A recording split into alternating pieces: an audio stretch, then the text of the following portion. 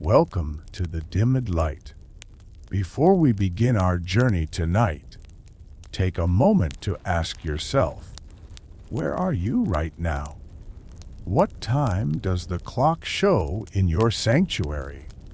I would love to know if the moon is watching over you, or if the morning mist is just beginning to rise. So please, leave a note in the comments below. If you haven't already, I invite you to subscribe and turn on the notifications, becoming a lasting part of our quiet community. Now, gently let go of the day you have just lived. Whatever burdens you carried, whatever noise filled your mind, visualize them turning into fine dust and blowing away in a soft, warm breeze. Loosen your jaw, lower your shoulders, and let your breath find its own natural, slow rhythm like a river flowing to the sea. Are you ready to step back in time? Are you ready to feel the warmth of the desert sun and the cool touch of gold? Tonight, we travel to ancient Thebes, to a workshop filled with silence and shadows, where a master creates eternity with his hands. Close your eyes and let the darkness embrace you. The city of Thebes was not yet awake, resting under the heavy blanket of the last hour of night. The air was cool, carrying the specific, dry chill of the desert before the sun reclaims the earth. In the narrow streets of the artisan's village, there was no sound of footsteps, no barking of dogs, only the whisper of the wind passing through the palm fronds. Neby stood before the heavy wooden door of his workshop, his hand resting on the rough cedar wood. He knew every grain of this wood, every knot and groove worn smooth by his own touch over the decades. He pushed the door open, and it swung inward with a low, groaning creak that sounded like an old man waking from a deep sleep. He stepped inside, and the darkness greeted him like an old friend. The workshop smelled of beeswax, charcoal, and the metallic tang of copper and gold. It was a scent of creation, a scent that had permeated his skin, his clothes, and his very soul for 40 years. Neby did not light a lamp immediately. He did not need to. His feet knew the uneven stone floor, navigating the path between the low tables and the storage chests by memory alone. He moved slowly, with the deliberate, unhurried pace of someone who understands that true mastery cannot be rushed. Reaching his workbench, he ran his fingers along the edge of the wood. The wood was cool to the touch, solid and grounding. He took a deep breath, inhaling the silence of the room. This was his sanctuary, a place where time seemed to slow down, where the outside world ceased to exist. Outside, the sky was beginning to turn from a deep indigo to a soft, bruised purple. A single beam of pale light found its way through the high, narrow window near the ceiling. The light was weak, barely strong enough to cast a shadow, but it was enough to reveal the dancing dust motes in the air. They spun and drifted in the shaft of light, tiny galaxies of matter floating in the stillness. Neby watched them for a long moment, mesmerized by their chaotic, yet peaceful dance. He felt a kinship with the dust. He, too, was just a small speck in the vast history of this kingdom. Slowly, he reached for his flint and steel to strike a spark. The sharp clack of the stone echoed briefly in the quiet room. A spark jumped, bright and sudden, catching the dry tinder in the clay bowl. A small flame curled upwards, tentative at first, then growing stronger, painting the room in flickering shades of orange and amber. He lit the oil lamp on his table, and the pool of warm light expanded, pushing back the shadows. Now, the room revealed its treasures.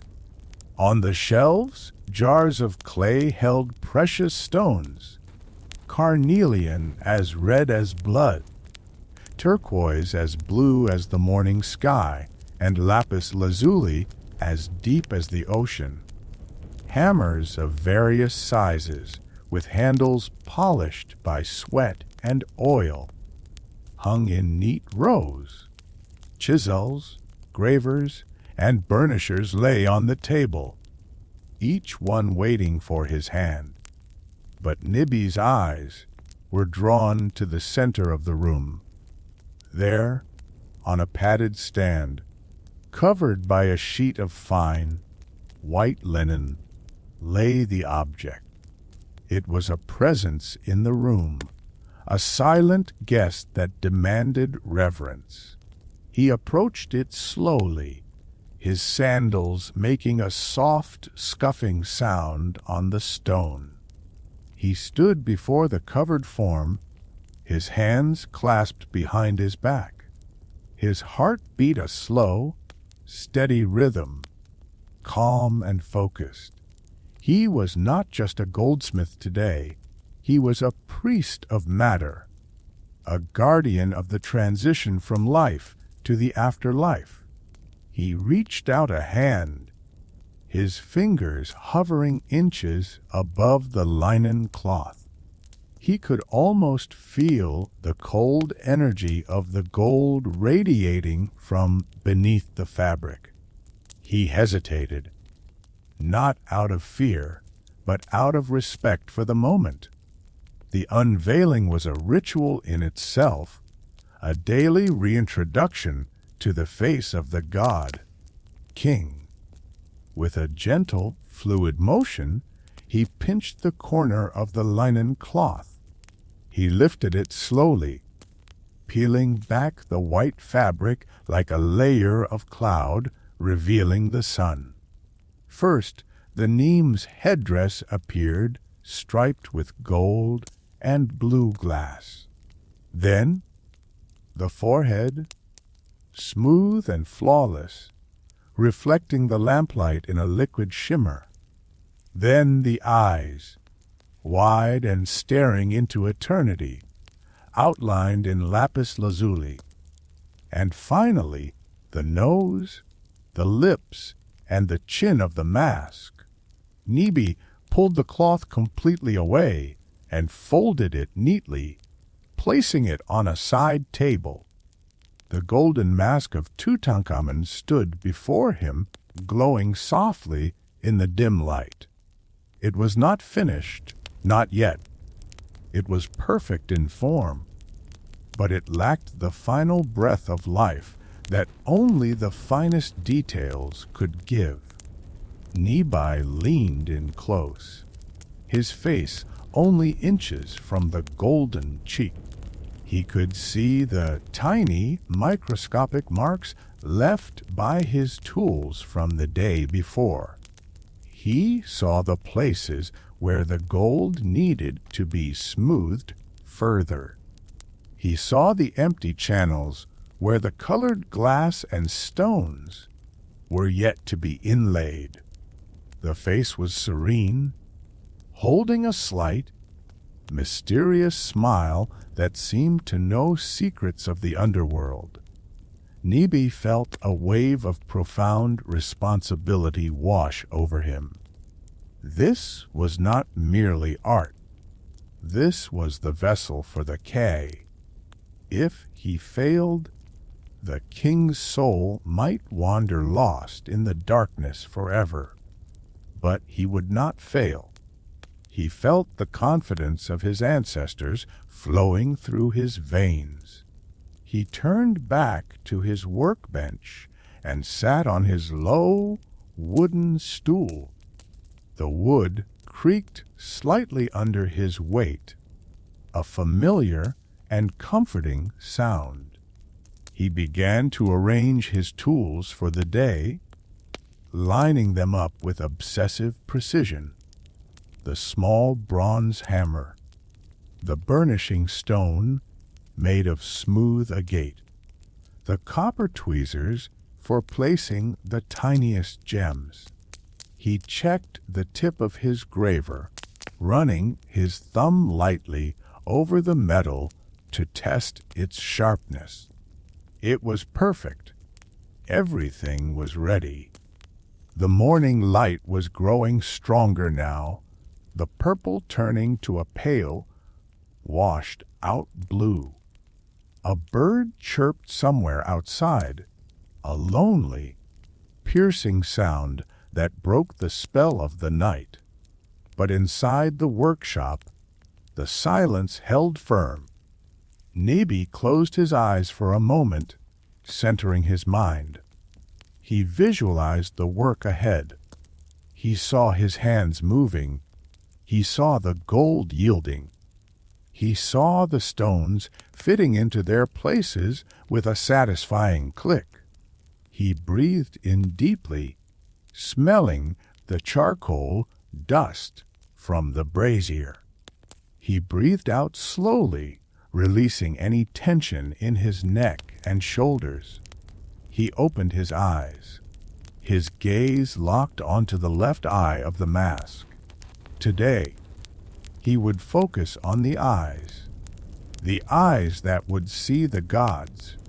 He reached for a small pot of polishing paste, a mixture of fine oil and crushed abrasive powder. He dipped a small piece of leather into the paste. He brought the leather to the gold surface. He began to rub. The motion was circular, small, and infinitely repetitive. Swish, swish, swish. The sound was barely a whisper, softer than a breath. It was the sound of patience.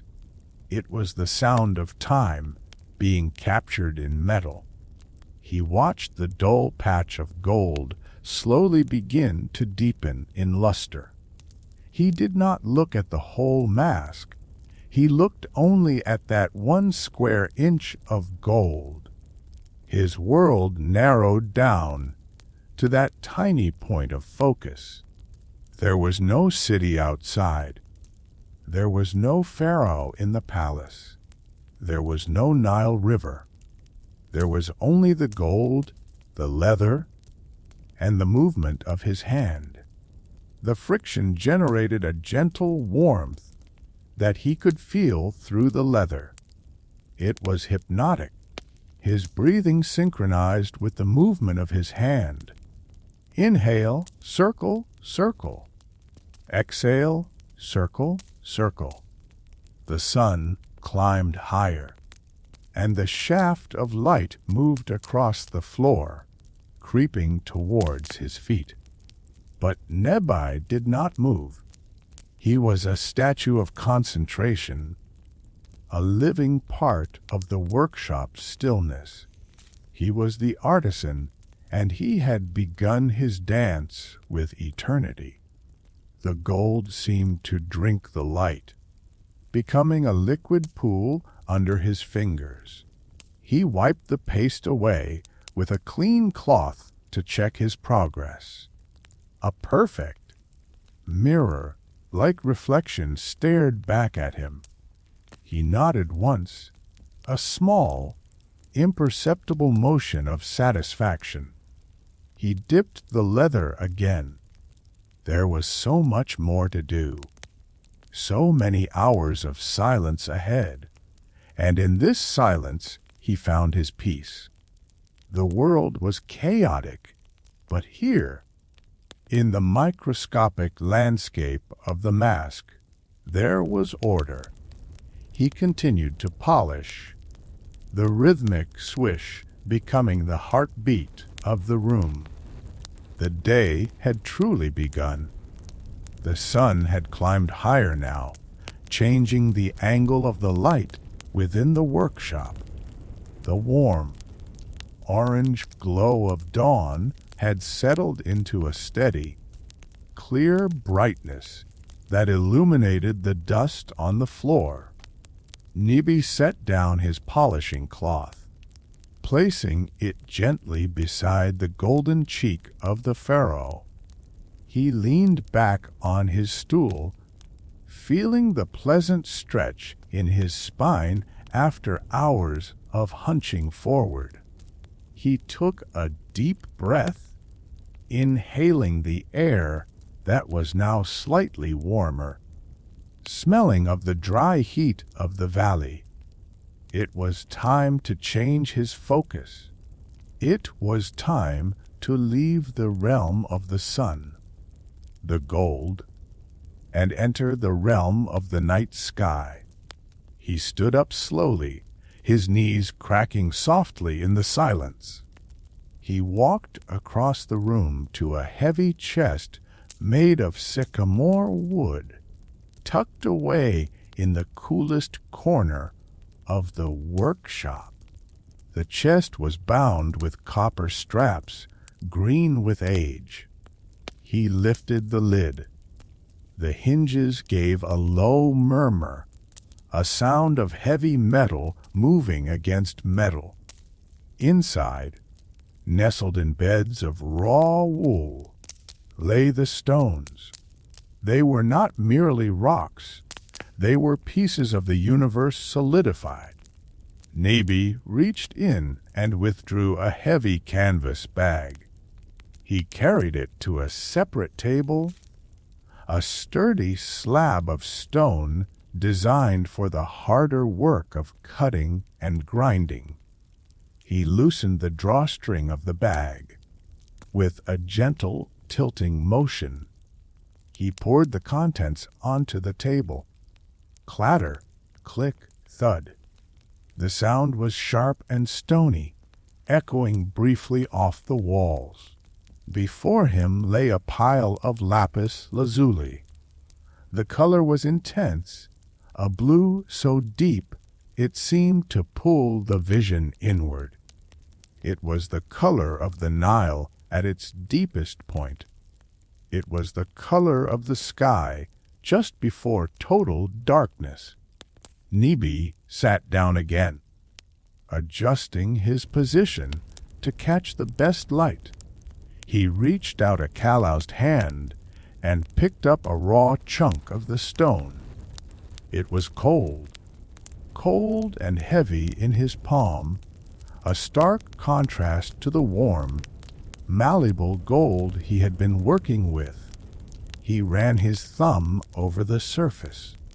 It was rough, uneven, covered in a grayish skin of rock that hid the treasure within. But here and there, where the rock had chipped, the brilliant blue peeked through. He turned the stone over and over, examining it from every angle. He was looking for the veins. He was looking for the flaws. He was looking for the soul of the stone. In the dim light, he saw tiny glints of pyrite, fool's gold, embedded in the blue matrix. They sparkled like distant stars in a midnight sky. To the common man, these were imperfections. To Neby, they were the map of the heavens. He needed a piece that would fit the eyebrow of the mask. It had to be curved, consistent in color, and free of fractures. He set the first stone aside. He picked up another. This one was smoother, worn by the journey it had taken from the distant mountains of the east. He brought it close to his eye. Squinting, he saw a hairline crack running through the center. He sighed softly, a sound of patience, not frustration. He set it down. He picked up a third piece. This one was smaller, shaped like a rough triangle. He wet his thumb with a drop of water from a clay bowl and rubbed the surface of the stone. The water darkened the rock instantly, revealing the true, vibrant saturation of the blue. It was perfect. A solid, rich indigo with just a dusting of golden stars. He held it up to the light. It felt dense, substantial, a piece of permanence in a fleeting world. Now the work of shaping began. He reached for his bow drill and a small copper saw. The saw had no teeth. It relied on sand and water to grind its way through the stone. Neby sprinkled a pinch of fine quartz sand onto the stone. He added a drop of water. He positioned the copper blade. He began to move his arm. Back and forth, back and forth. Scritch, scratch, scritch, scratch. The sound was rhythmic, abrasive, and monotonous. It was a sound that dissolved time. Neby fell into the trance of the cutter. He did not push hard. Force would only shatter the stone. He let the sand do the work. He was merely the guide. His arm moved like a pendulum, steady and unceasing. The friction turned the water and dust into a milky blue paste that oozed around the cut. The smell of wet stone rose to his nose. A smell of earth, of caves, of ancient riverbeds. He watched the copper blade sink millimeter by millimeter into the blue heart of the lapis. His mind emptied of all thoughts. He was not thinking about the king. He was not thinking about his dinner. He was simply witnessing the separation of matter. The rhythm of the saw became the rhythm of his breath. Scritch, inhaled. Scratch, exhaled. The world outside could have crumbled, and Neby would not have noticed. Minutes stretched into an hour. His shoulder burned with a dull, familiar ache, but he welcomed it. It was the feeling of honest labor. Finally, the sound changed pitch. The blade had passed through. The stone separated into two pieces with a soft clack. Neby stopped. He set the saw down. He wiped his hands on a rag, staining the cloth with blue mud. He picked up the cut piece. The fresh surface was flat and matty, waiting to be polished. He admired the clean line of the cut.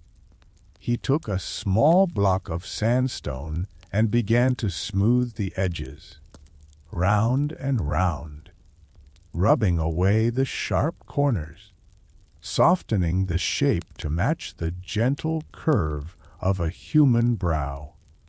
The stone grew warm under the friction. The dust covered his fingers in a fine, powdery blue glove. He paused to dip the stone in the water bowl to clean it. The water turned cloudy. He lifted the stone out, dripping, wet and clean. It shone with a glossy, dark brilliance. He held it against the light again. It was a fragment of the night, captured and shaped by human hands. He looked toward the mask on the central table. He walked over, holding the blue stone like a sacred offering. He hovered the stone over the golden eyebrow channel. He didn't glue it yet. He just wanted to see. Blue against gold, cold against warm, shadow against light. The contrast was striking. It made the gold look brighter, and the blue look deeper. It was a harmony of elements. Neby felt a quiet surge of pride. This small piece of stone would sit on the brow of the king for eternity. Long after Neby was gone, long after his bones had turned to dust, this blue stone would remain. It would stare out into the darkness of the tomb, unchanging. He withdrew the stone and placed it on a soft leather pad. There were 20 more pieces to cut today, 20 more journeys into the heart of the stone. He walked back to the stone table. He sat down on the stool. He picked up the next raw chunk of lapis lazuli. He wet his thumb. He rubbed the stone. And the rhythm began again. Outside the thick walls of the workshop, the Egyptian sun had reached its zenith. The world beyond the door was baking under a white, relentless heat. The air shimmered over the dusty streets of Thebes, blurring the horizon. But inside, the temperature had only risen slightly, protected by the layers of mud brick and stone. The silence had deepened, if that was even possible. It was the heavy, drowsy silence of the midday hour, when even the flies seemed too tired to buzz. Neby wiped his hands on a clean linen cloth, removing the blue dust of the lapis lazuli. He stood up and stretched his back, feeling the vertebrae click one by one. He walked to a small alcove where a clay jar of water was kept cool by evaporation. He drank from a wooden cup, the water tasting of earth and coolness. He closed his eyes for a moment, letting the liquid soothe his dry throat. Now, he was ready for the most delicate task of all. He returned to the central table where the golden face waited. The mask was no longer just a shape of gold. With the blue eyebrows he had prepared, it was beginning to have character, but it was still blind. The eye sockets were empty, dark hollows of gold that stared at nothing. Neby sat down and pulled a small wooden tray closer to him. On the tray lay the components of sight, 2 pieces of white quartz shaped like almonds, 2 discs of obsidian, black as the void between stars, and a small pot of red pigment for the corners of the eyes, to mimic the blood of life. Neby looked at the quartz. He picked up the right eyepiece. It was cool and smooth, polished to a glass, like finish. It was slightly translucent, milky and ghostly. He held it up to the lamp. The light passed through it, glowing with a soft, inner luminescence. It looked like a drop of frozen water from the Nile. He placed it gently into the golden socket on the mask. It fit perfectly. There was no gap, no rattle. It settled into the metal with a whisper of contact. Slide. Click. Now the mask had the white of an eye, but it still had no focus. It was a blank stare, the look of a statue. Neby reached for the obsidian. Volcanic glass. It had come from the distant mountains, born of fire and cooled by the wind. He held the small black disk between his thumb and forefinger. It was sharp, edged but polished to a mirror shine on the front. When he looked into it, he saw a tiny, distorted reflection of his own face. He saw his own tired eyes, his wrinkled forehead, the dust on his nose.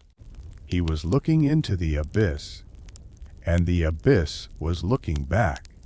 He needed to fix the pupil to the quartz. He turned to a small brazier where a tiny copper pot was sitting over a low flame. Inside the pot was resin, the tears of the terebinth tree. The smell filled the small space immediately. It was a pungent, pine-like scent, sharp and clean. It smelled of forests that did not exist here in the desert. Neby dipped a thin bronze spatula into the resin. He pulled it out, trailing a thin, golden thread of sticky glue. He waited a second for it to cool slightly, watching the thread thicken. With the steadiness of a surgeon, he applied a single drop to the back of the obsidian disc. The resin was warm, amber, colored, and alive. He carefully placed the black disc onto the center of the white quartz eye. He pressed down gently. He held it there. 1 breath, 2 breaths, 3 breaths. He could feel his own pulse in his fingertips, transferring a rhythm to the stone. The resin began to set, bonding the black to the white, the dark to the light. He released his pressure and pulled his hand away. He sat back. The effect was instant and startling. The mask was no longer an object. It was a presence. The eye seemed to suddenly focus. It caught the light of the oil lamp and reflected a sharp, bright glint. It looked aware. Neby felt a shiver run down his spine, despite the warmth of the room. This was the magic of his craft. He was not a god. He could not give life, but he could give the illusion of life. He could create a gaze that would last for thousands of years. He repeated the process for the left eye, the quartz, the resin, the obsidian, the weight. When he finished, he wiped a stray speck of dust from the golden cheek. He leaned back to look at the face in its entirety. Tutankhamun looked back at him. The expression was serene, youthful, yet burdened with an ancient wisdom. The eyes were wide, alert, and eternal. They were not looking at Neby. They were looking through him. They were looking past the walls of the workshop. They were looking towards the horizon of the west, towards the land of the dead. Neby felt small under that gaze. He felt the weight of his own mortality. He was just a man who worked with his hands. He would grow old, his hands would shake, his eyes would dim. But this face before him would never age. It would never blink. It would never cry. It would remain exactly like this, perfect and frozen, until the end of time. The silence in the room seemed to change texture. It was no longer an empty silence. It was a silence filled with a watcher. Neby bowed his head slightly, an instinctive gesture of respect. He checked the resin again. It had hardened. The eyes were secure. He picked up a soft brush made of goat hair. He gently swept away invisible particles from around the eyes. The brush moved like a caress over the cold stone. Neby found himself whispering to the mask, words so low they didn't make a sound. "See clearly," he thought. "See the path to the stars." He felt a strange fatigue settle over him. The intensity of the focus had drained him, but it was a good fatigue. The sun outside had begun to dip, the harsh white light softening to a golden yellow. The shadows in the corners of the room stretched out, reaching for the center. Neby stood up and walked to the window. He stood on his toes to look out. He saw the rooftop of the neighbor's house. He saw a hawk circling high in the pale sky. He saw the life of the city continuing, indifferent to the miracle that had just happened in his workshop. He turned back to the room. The mask glowed in the semi-darkness. The eyes caught the last beam of sunlight entering the window. They burned with a fierce, quiet intelligence. Neby smiled, a tired, crooked smile. He had done his part for today. The king could see. Tomorrow, he would give him a voice. Tomorrow, he would work on the mouth. But for now, the eyes were enough. Neby sat down on a mat in the corner of the room to rest. He watched the mask watching him, and as the afternoon light faded into the heavy gold of evening, the artisan and the king shared the silence together. The light in the workshop had shifted again. The beam of sun that had traveled across the floor was now gone, replaced by a diffuse, amber glow. It was the golden hour, that brief, magical time when the harsh Egyptian sun offers a final, gentle embrace before sinking behind the western cliffs. Neby sat on his mat, his legs crossed, his hands resting on his knees. His fingers throbbed with a dull, rhythmic ache. It was the price of perfection. The silence of the room was broken by a sound from the entrance. Tap, tap, tap. A soft, respectful knocking on the heavy cedar door. Neby did not startle. He knew the rhythm. "Enter," he said, his voice raspy from hours of disuse. The door creaked open, admitting a slice of the outside world. Along with the light, a young boy slipped inside. It was Ip, his apprentice, barely 12 years old. He carried a woven reed basket in his hands, holding it as if it contained jewels. The boy moved silently, his bare feet making no sound on the stone floor.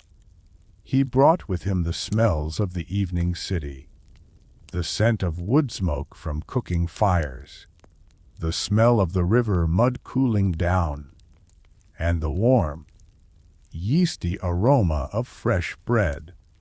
Ip approached the central table, but stopped 3 paces away. His eyes went wide. He had seen the mask yesterday, when it was just a face of gold. but he had not seen it since Neby placed the eyes. The boy stood frozen, the basket forgotten in his hands. He stared at the mask, and the mask stared back at him. The obsidian pupils seemed to bore into the boy's soul. Ipy took a small step back, an involuntary reaction to the power of the gaze. "Master," the boy whispered, his voice trembling with awe. "It is? He is watching me." Neby smiled gently. "He watches us all, Ipy. That is his burden." The boy nodded slowly, swallowing hard. He tore his eyes away from the gold and hurried to place the basket on the low stool beside Neby. "My mother sent this," Ipy said. "Fresh emmer bread. And figs from the garden." Neby nodded his thanks. The boy hesitated, stealing one last look at the mask, and then bowed. "Rest well, master. Go in peace, Ipy." The boy left, closing the door softly behind him. The silence returned, but it felt different now. It was softer, less intense. Neby reached into the basket. The bread was still warm. He broke a piece off. Crackle. The crust was thick and hard, the inside soft and dense. He took a bite. The taste was simple and grounding. Wheat, salt, and the faint smokiness of the oven. It was the taste of life, a stark contrast to the cold, eternal metals he worked with. He chewed slowly, savoring the texture. He picked up a dried fig. The skin was wrinkled and tough, but the inside was sticky and sweet as honey. The sugar gave him a small rush of energy. He lifted the clay jug and drank deeply. The water was cool, quenching the dust that coated his throat. As he ate, he watched the shadows lengthen in the room. The corners of the workshop were disappearing into darkness. Only the mask remained illuminated, catching the fading light from the high window. The gold seemed to change color in the twilight. It turned a deep, burnished orange, then a rich, heavy bronze. The obsidian eyes, however, remained black. They did not reflect the twilight. They absorbed it. Neby finished his meal and wiped his hands on a cloth. He felt the heaviness of his body. His shoulders, his neck, his eyes, all tired. But his mind was clear. He looked at the tools scattered on his bench. The hammer, the chisel, the polishing leather. They looked like toys now, resting after the battle. Outside, the sounds of Thebes began to change. The heavy noise of carts and workers was dying down. In its place came the evening sounds, the chirping of crickets, the distant, melodic call of a priest from a temple pylon announcing the end of the day. The wind picked up slightly, whistling through the cracks in the roof. It was a dry wind, carrying the breath of the desert. Neby stood up and walked to the mask. He could not leave it uncovered for the night. The dust of the desert never slept. He picked up the fine white linen cloth he had folded earlier. He held it up with both hands. For a moment, he hesitated. He didn't want to cover the eyes. He felt a strange companionship with the object. But it must be done. "Sleep now," he whispered, He lowered the cloth. It settled gently over the Neem's headdress. It draped over the forehead. It covered the obsidian eyes. The face of the king disappeared beneath the white shroud. The room suddenly felt emptier. The presence was gone, hidden away. Neby felt a pang of loneliness. He turned away and walked to his workbench. He began to tidy up. He placed the hammer in its rack. He swept the gold dust into a small leather pouch. Every grain was precious. He cleaned the resin pot. The ritual of cleaning was just as important as the ritual of creating. It prepared the mind for rest. It prepared the space for tomorrow. He blew out the oil lamp on his workbench. A thin ribbon of gray smoke curled up into the air, smelling of burnt wick. The room plunged into semi-darkness, lit only by the faint gray light from the window. Neby walked to the door. He looked back one last time. The white shape on the table glowed faintly in the gloom. A ghost in a room of stone. Neby pushed the door open and stepped out. The evening air hit his face, cooler than the workshop. The sky above was a canvas of violet and indigo. The first star had appeared. Neby looked up at it. It was the same star that Tutankhamun would watch. He closed the door and locked it with a heavy wooden bolt. Thud. The sound was final. The day of the eyes was over. Tomorrow would be the day of the mouth. Tomorrow the king would speak. The morning arrived not with a shout, but with a whisper.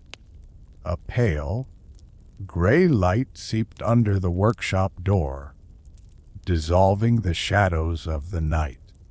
Neby was already awake.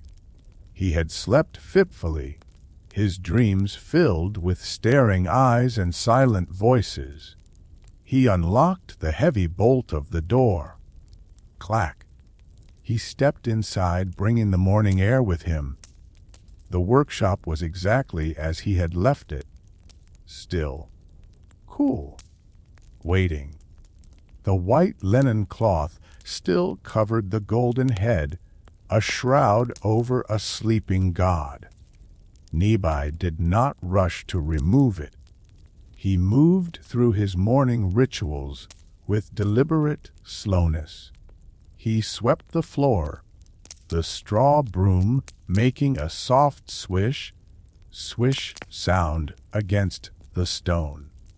He arranged his tools, lining them up by size, by weight, by purpose. Today he would not need the heavy hammers. Today he would not need the saw. Today required the touch of a feather. He selected his burnishers. They were tools of beauty in themselves. Smooth stones of agate and hematite, set into wooden handles. They were used not to cut, but to compress, to smooth, to coax the metal into a shine. Neby approached the central table. He lifted the linen cloth. The obsidian eyes flashed at him immediately, catching the weak morning light. They were awake, but the face was still silent. The nose was proud and straight. The cheeks were full and youthful. But the mouth was just a shape. It was a raised area of gold, roughly formed, lacking the nuance of life. It had no breath. Neby sat down on his stool. He leaned forward, his face close to the gold. He studied the area below the nose. He closed his eyes and summoned the memory of the living king.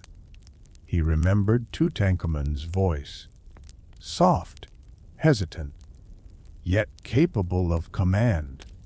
He remembered the way the king's lips pursed when he was thinking. He remembered the slight fullness of the lower lip, a trait of his ancestors. Neby opened his eyes. He picked up a curved agate burnisher. The stone was cool and smooth as ice. He touched it to the gold, right at the center of the upper lip.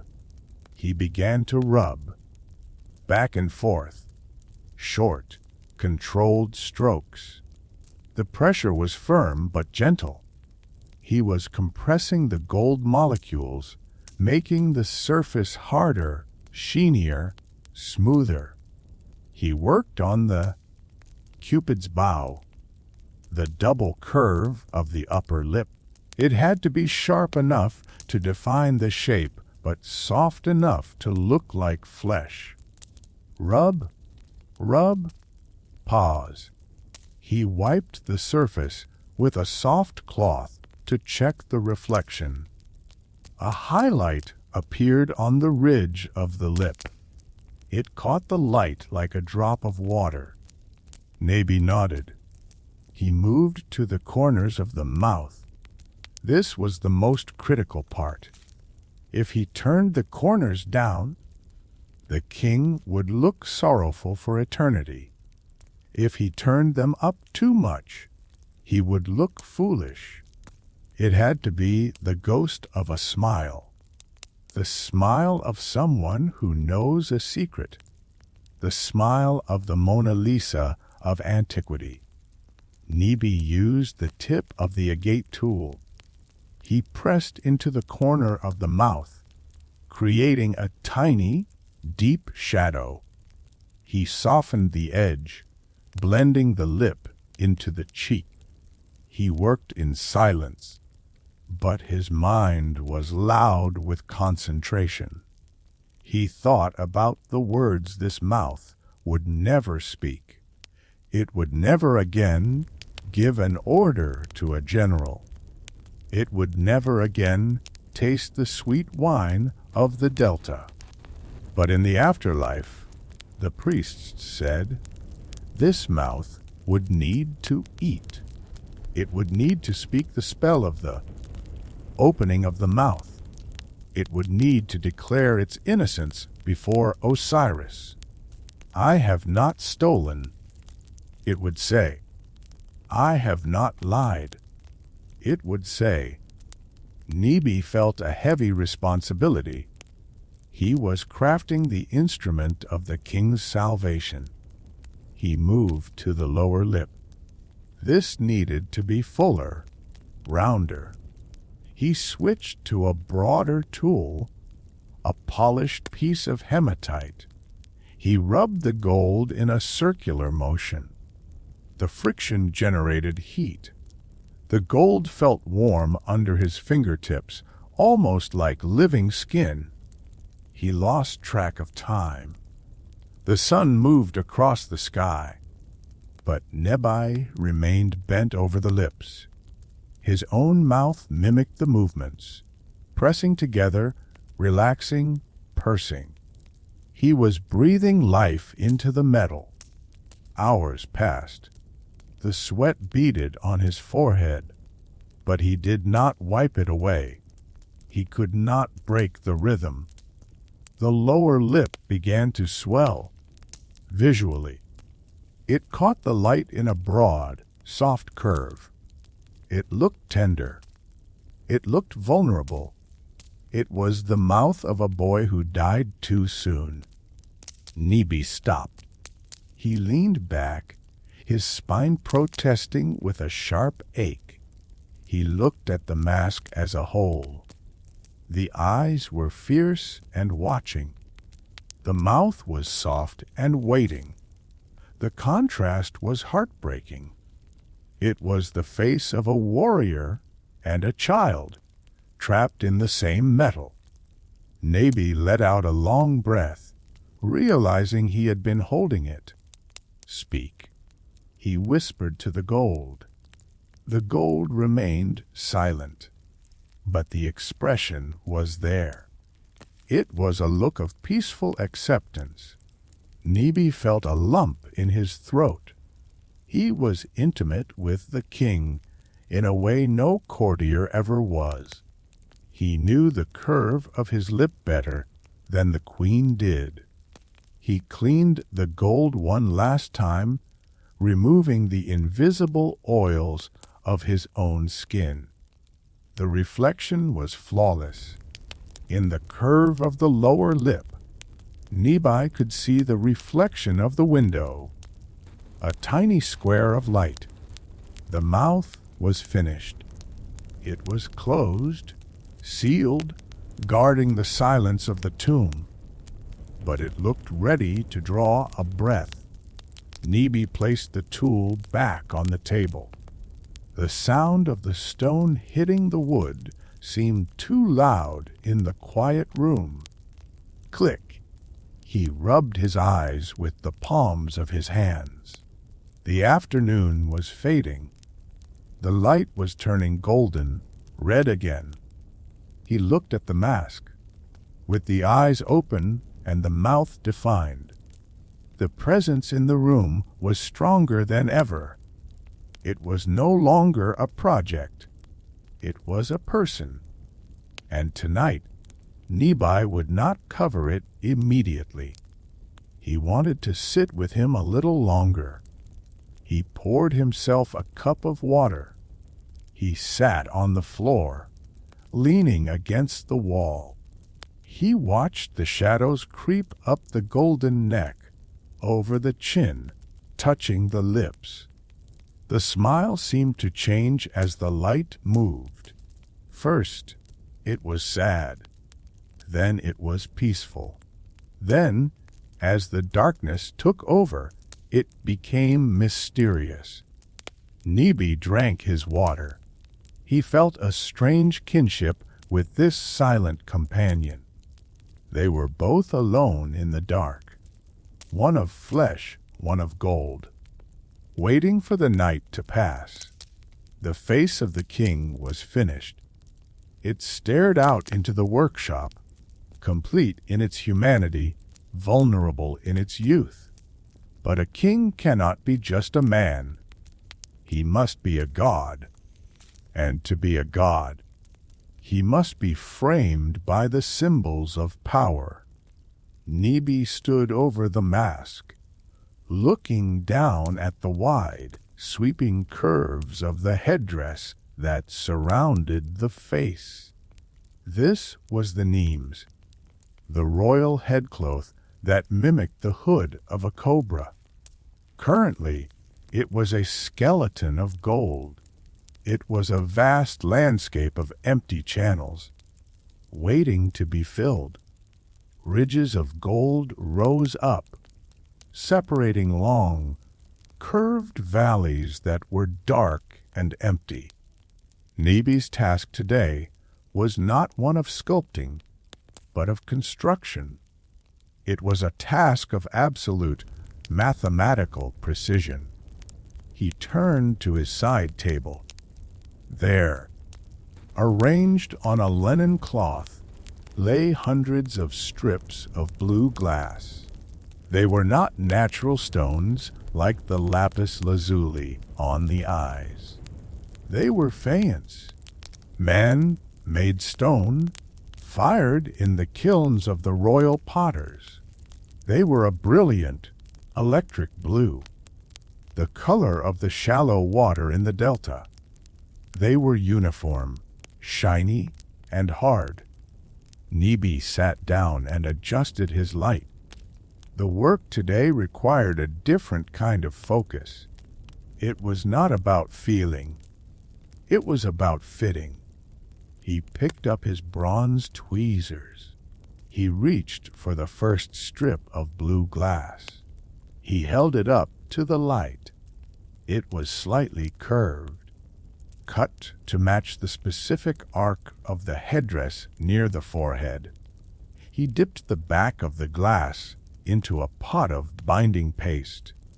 The paste was thick, gray, and sticky, made from limestone dust and glue. He brought the blue strip to the gold mask. He hovered it over the first empty channel on the right side. He lowered it slowly. Click. The glass settled into the gold trough. It was a tight fit. Neby pressed down with his thumb, squeezing out the excess paste. He wiped the gold ridge clean with a rag. Now there was one stripe of blue amidst the sea of gold. He picked up the next piece. Dip, hover, place, click. Now there were two. The rhythm began to establish itself in the room. It was a slow, mechanical heartbeat. Blue, gold, blue, gold. Neby worked his way down the right lappet of the headdress. The stripes were not straight. They widened as they went down, fanning out like the rays of the sun. Each piece of glass had to be slightly larger than the one before it. If he chose the wrong piece, it would not fit. It would rattle. It would break the line. He picked up a piece that looked right. He placed it in the channel. It was too wide. It wouldn't seat properly. He lifted it out. He selected another. This one dropped in perfectly.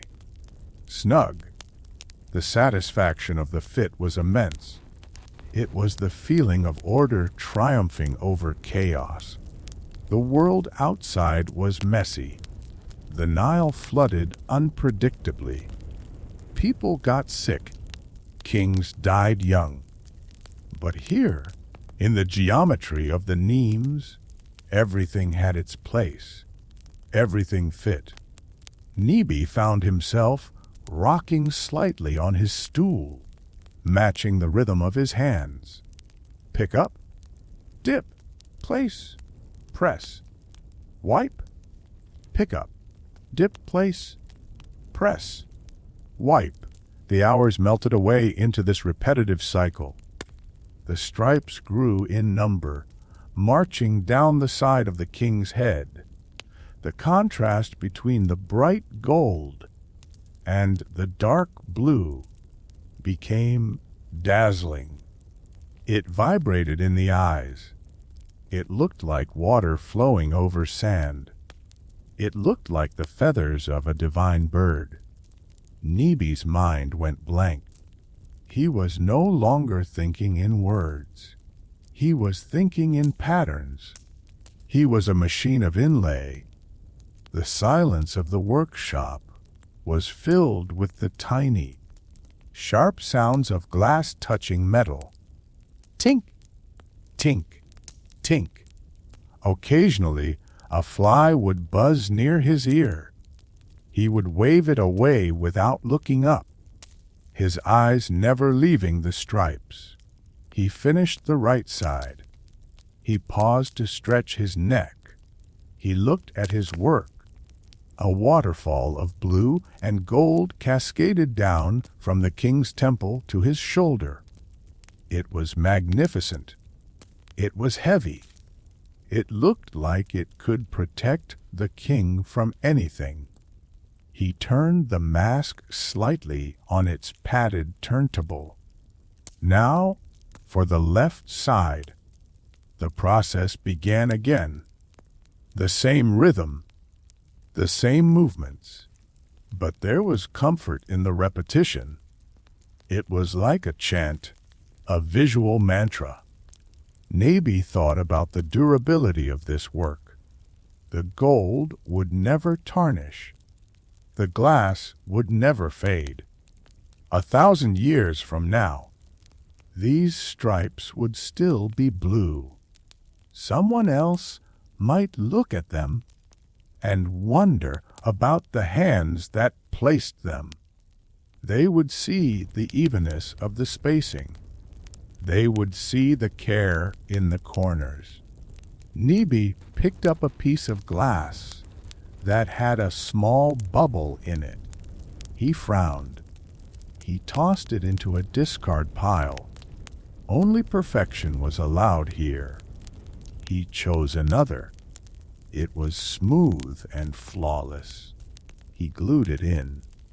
The sun moved across the sky, changing the lighting in the room from white to yellow to orange. The gold ridges caught the changing light, sparking and flashing. The blue glass drank the light, deepening into a twilight hue. Neby reached the bottom of the left side. He placed the final piece of glass. He pressed it down firmly. He wiped the excess glue. He sat back. The frame was complete. The human face was now surrounded by the divine hood. Tutankhamun was no longer just a boy. He was the pharaoh. The stripes pulled the eye inward, towards the face, towards the silence of the mouth and the watchfulness of the eyes. The mask looked heavier now, more imposing, more distant.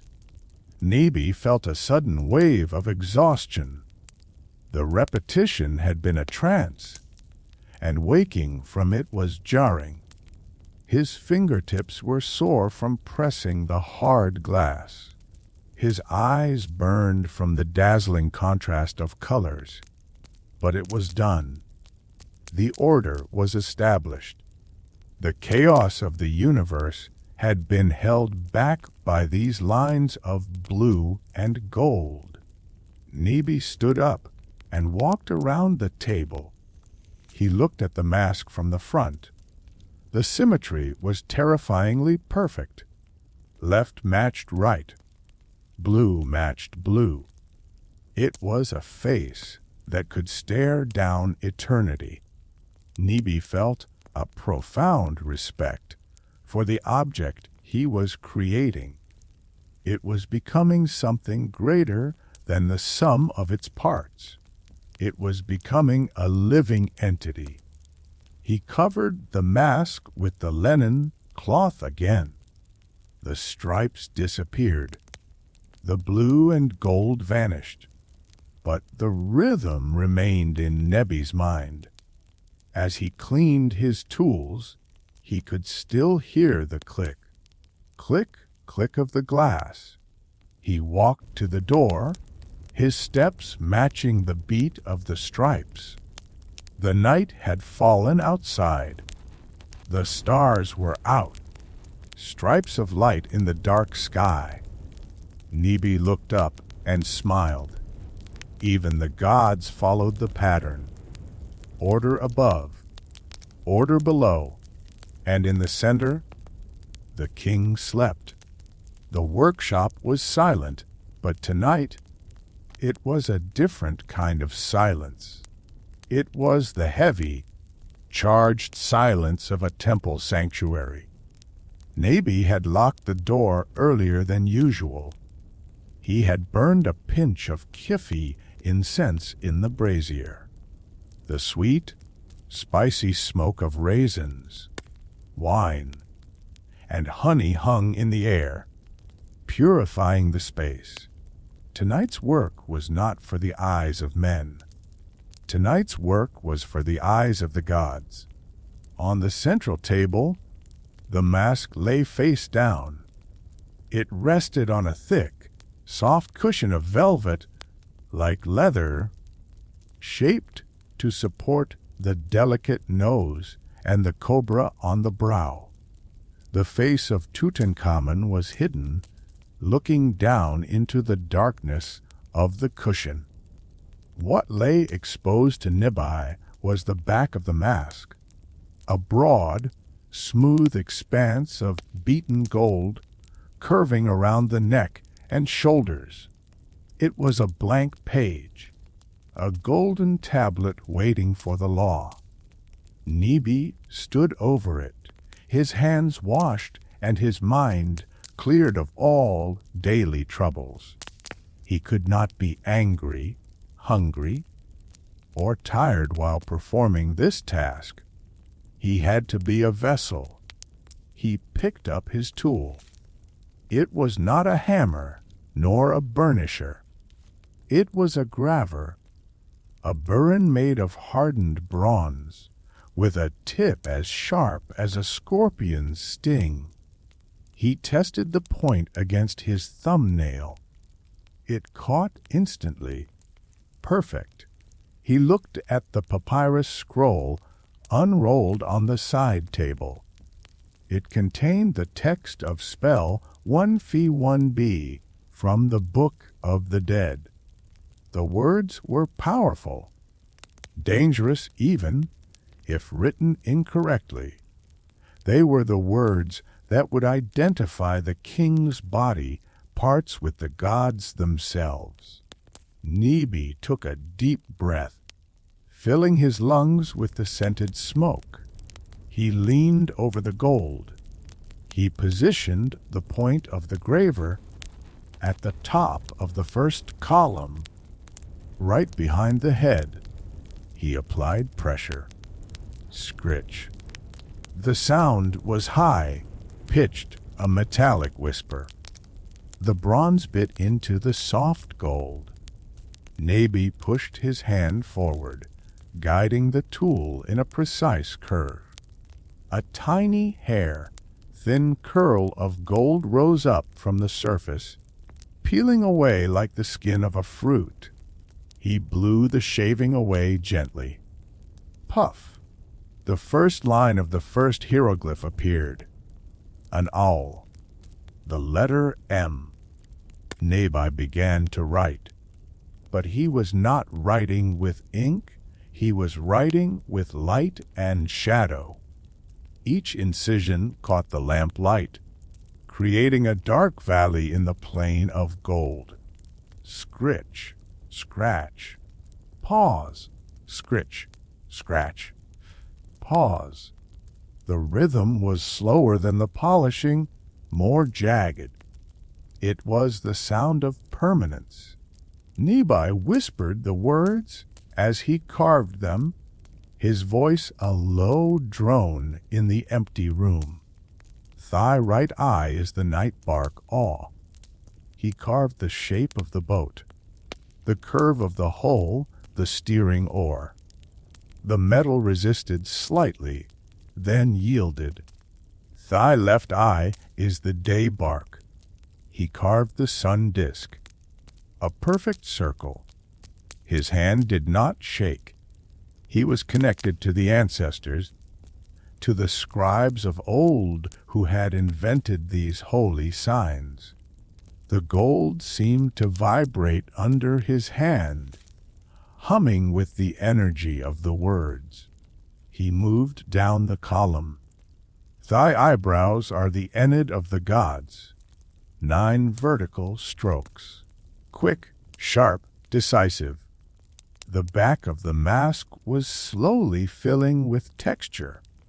Where there had been smooth emptiness, there was now a dense forest of symbols. Birds, snakes, feet, suns, waves of water. Each symbol was a micro-sculpture in itself. Neby focused on the leg of a chick, the wing of a vulture. He was carving a universe onto the back of a boy's head. His eyes began to water from the strain of the detailed work. The lamp flickered, casting moving shadows that made the hieroglyphs look like they were writhing. Neby blinked, but he did not stop. He could not stop in the middle of a sentence. To break the spell was to break the protection. He felt a bead of sweat roll down his temple, tickling his skin. He ignored it. He was carving the name of Anubis now, the jackal god, the guardian of the cemetery. He carved the recumbent animal with great care, the ears tall, the tail sweeping down. Ampu, who is upon his mountain. The gold felt different now. It wasn't just metal anymore. It felt charged, heavier. The words were sinking into the molecular structure of the gold, binding the physical to the spiritual. Neby's hand was cramping. The graver dug into his palm, but the pain was distant, belonging to someone else.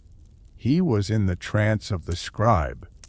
He reached the bottom of the mask, the area that would cover the shoulder blades.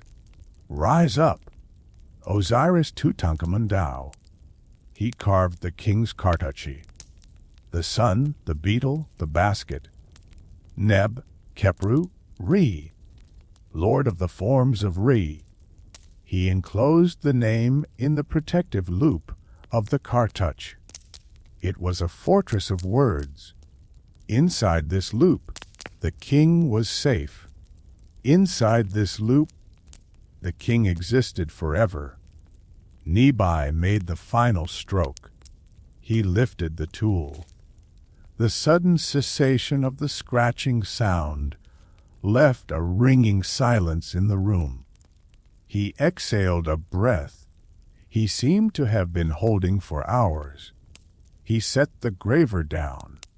He leaned back, stretching his stiff spine. He looked at his work. The back of the mask was no longer smooth. It was covered in columns of shimmering, jagged light. The text flowed like a river from the top of the head down to the shoulders. It was beautiful in a stark, chaotic way. It was not meant to be seen by the living.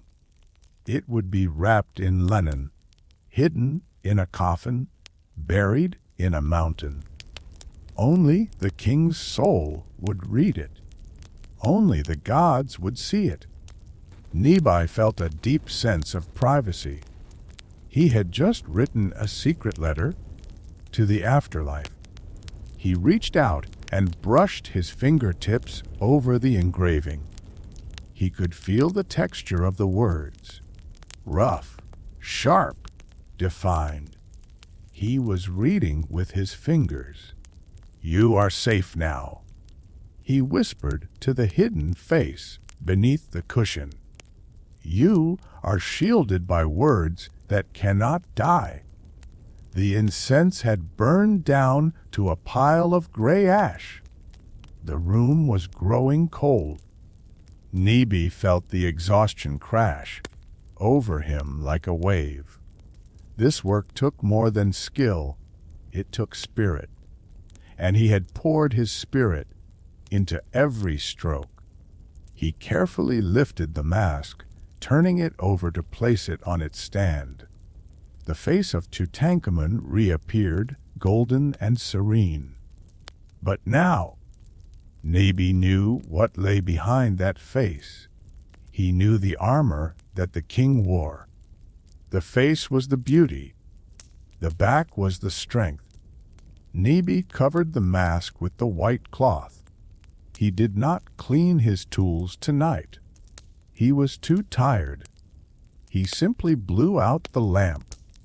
The darkness rushed in, filling the engraved grooves of the hieroglyphs, sealing the magic in the dark. Neby walked to the door, his steps heavy. He needed sleep. He needed to escape the weight of the gods for a few hours. But as he walked into the cool night air, he found himself muttering the words he had just carved. Thy right eye is the night bark. The spell had entered his mind, just as it had entered the gold. The sun rose on the 8th day, but the workshop felt different. The heavy, earthy smell of the charcoal braziers was gone. The sharp tang of the binding glues had faded. The air was clean, still, and expectant. Neby moved through the room with a ghost-like quietness. He did not drag his feet. He did not let his tools clatter.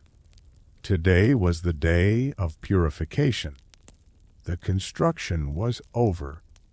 The violence of the hammer and the scratch of the graver were things of the past. Now, there was only the caress. Neby approached the mask. He had removed the protective leather cushion. The mask stood upright on a wooden mount, fully assembled for the first time. It was breathtaking. But to Neby's critical eye, it was not yet divine. He could see the faint dullness left by his own handling. He could see microscopic specks of dust from the floor. He could see the ghost of a fingerprint on the chin. These were the marks of the mortal world. They had to be removed. The king could not take the dust of the workshop into the hall of Osiris. Neby opened a small cedar box. Inside lay his finest polishing cloths. They were not ordinary linen. They were old, washed 100 times, until they were as soft as a cloud. He picked one up. It felt like nothing in his hand. He dipped the corner of the cloth into a small jar of ultra-fine red ochre, powder mixed with oil. This was the final rouge. He began at the top with the royal symbols on the forehead, the vulture and the cobra, Nekbet and Wajet, the ladies of the two lands. He polished the tiny golden head of the vulture. Circle, circle, circle. The motion was barely a touch. He was not removing metal. He was aligning the light. He moved to the cobra's hood. He wiped away the dullness, revealing a shine that was wet and piercing. The gold seemed to wake up under the cloth. He moved down to the stripes of the Neem's headdress. He ran the cloth down each golden ridge between the blue glass channels. It was a meditative cleaning. With every stroke, he was erasing himself.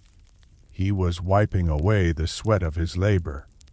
He was wiping away the memory of his struggle. He was leaving behind only the perfection. Swish! Swish! The sound was like a sigh. He reached the face. This was the Holy of Holies. He started with the forehead, broad and smooth. The cloth glided over the surface without resistance. The reflection became sharper. Neby could see his own face in the gold, clearer than ever before. But as he polished, the reflection seemed to dissolve into pure light.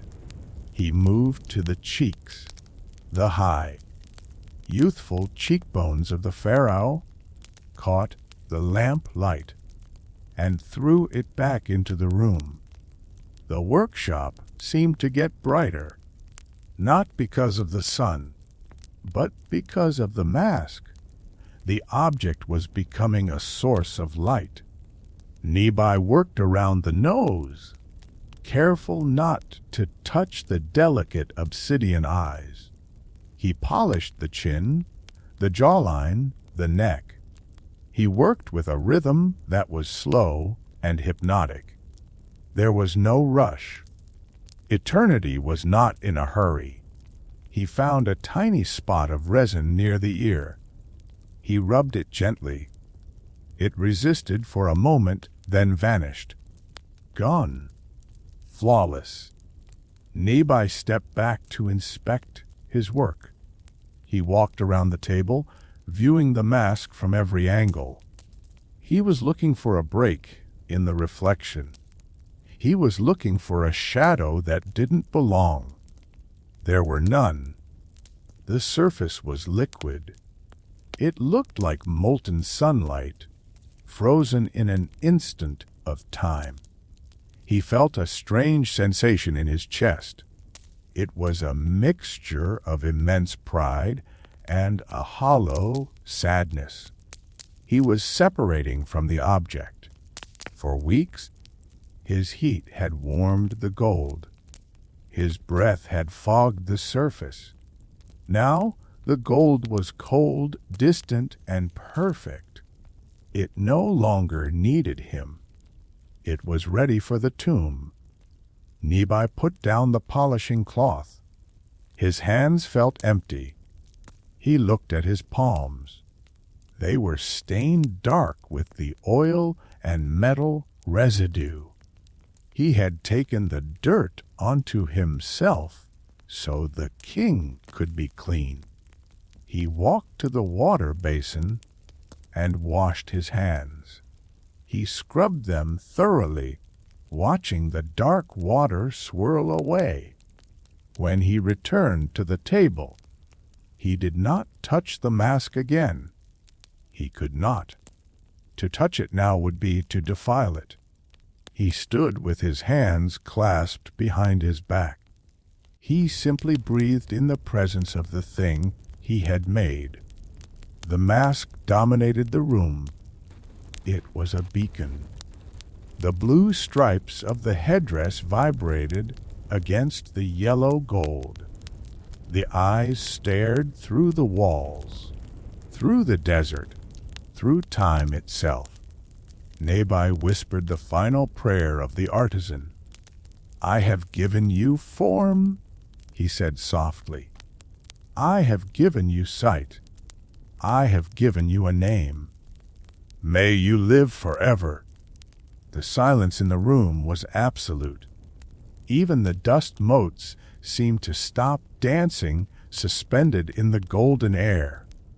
The mask did not answer. It didn't need to. Its existence was the answer. Neby sat down on his stool, but he sat further away than usual. He was now a spectator. The intimacy was broken. The king had ascended. Neby watched the light play across the surface as the afternoon wore on. He watched the starbursts of light shift and move on the forehead. He felt a deep, heavy drowsiness settle over him. It was the exhaustion of a job completed. It was the peace of a burden laid down. He closed his eyes for a moment, listening to the silence. He could hear the blood in his own ears. He could hear the wind outside. But in his mind, he saw only the gold, the blinding, beautiful, terrifying gold. The sun began to set, and the room darkened. But the mask did not go dark. It seemed to hold onto the light, glowing with an inner fire. It was the dimmened light, the last light of the day, trapped in metal. Neby opened his eyes. Tomorrow the priests would come. Tomorrow the chanting would begin. Tomorrow the mask would leave this room forever. But tonight, it was still just his. Just for a few more hours, he sat in the gathering dusk, keeping vigil over the face of the boy, king. And the gold shone on, defying the night. The morning did not bring the sun to Neby. It brought the sound. It started as a low vibration in the ground, felt through the soles of his feet before it was heard by his ears. A deep, resonant drone. It was the chanting of the priests of Amun. Neby stood by the central table, his hands clasped tightly behind his back.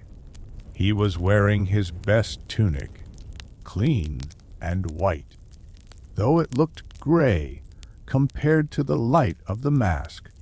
He did not move. He was a statue waiting for the chisel of fate. The chanting grew louder. It was not a song, it was a wall of sound, a rhythmic repetition of ancient syllables meant to open the doors of the sky. Then came the footsteps, not the soft patter of sandals on dust, but the heavy, deliberate tread of a procession. The shadow of the procession fell upon the workshop door. 3 distinct knocks. Boom, boom, boom. The sound echoed off the stone walls, shaking the dust from the rafters.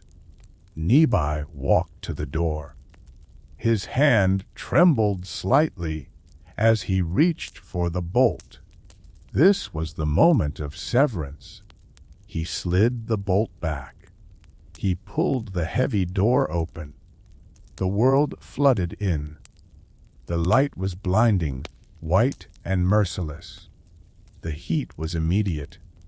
The smell of frankincense, rich, sweet, and overpowering, rushed into the cool workshop, drowning out the smell of Neby's charcoal and wax.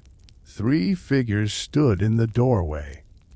They were tall, clean shaven, their skin oiled and perfumed. In the center stood the high priest, wearing the leopard skin draped over his white linen robes. The spots of the leopard seemed to stare like 100 eyes. Neby bowed low, his forehead almost touching the floor. He did not speak. A common artisan does not speak to the mouthpiece of the gods. The high priest did not look at Neby. His gaze was fixed solely on the golden face waiting in the gloom. The priests entered. They moved with a synchronized grace, like dancers in a slow temple ritual. The silence of the workshop was broken by the rustle of starch against skin. Swish, rustle. They approached the table. They surrounded the mask. Neby stayed by the door, watching from the periphery. He felt like a ghost in his own home. The priests began a low incantation, words of binding, words of safe passage. One of the priests produced a fine cloth of purple linen, embroidered with stars. They held it up by 4 corners.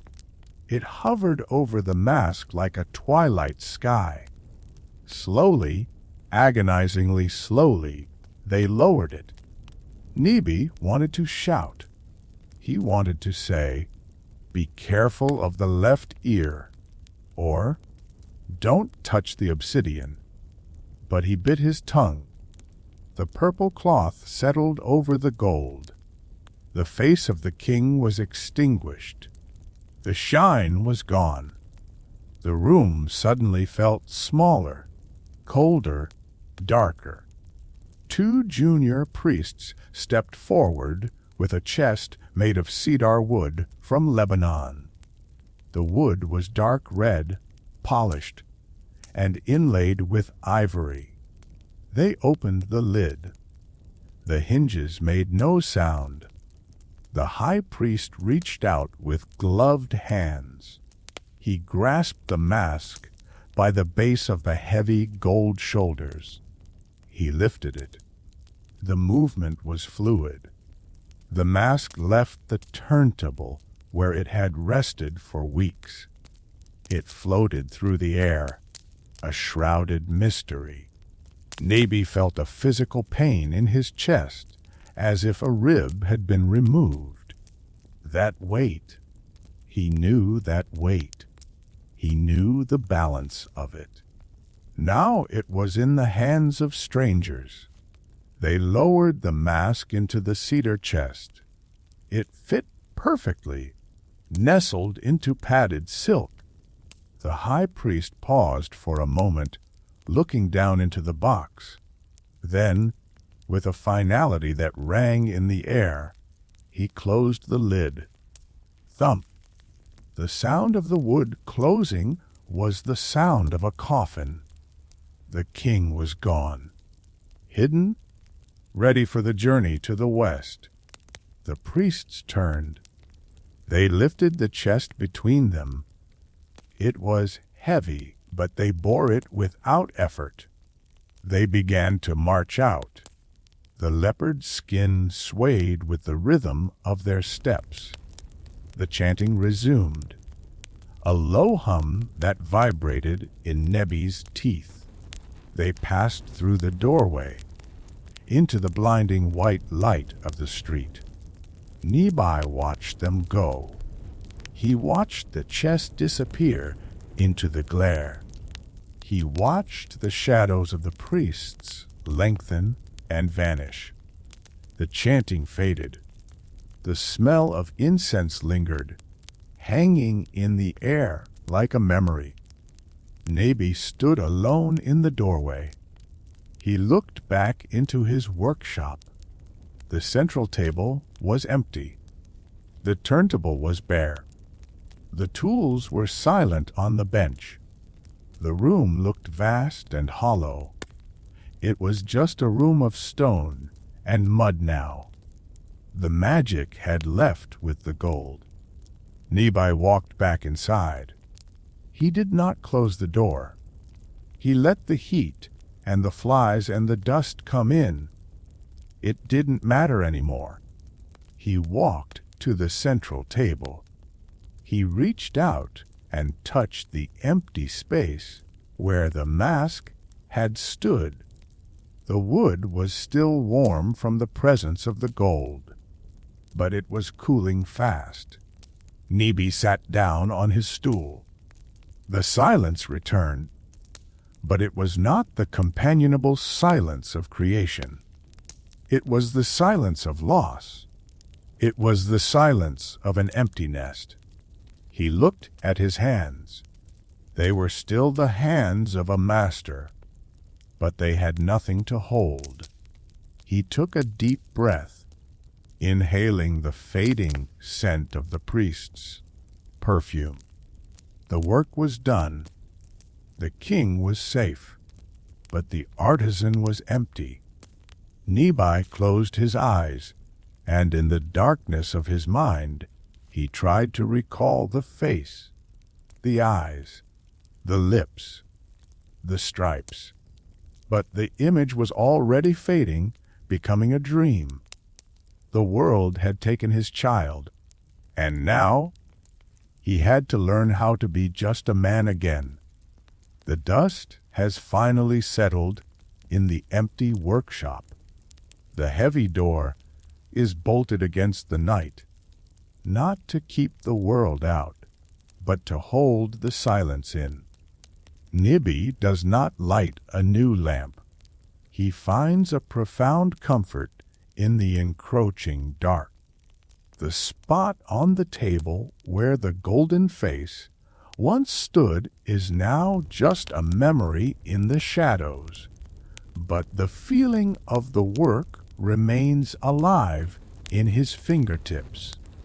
He realizes now that the emptiness of the room is not a lack of something, but a space for rest.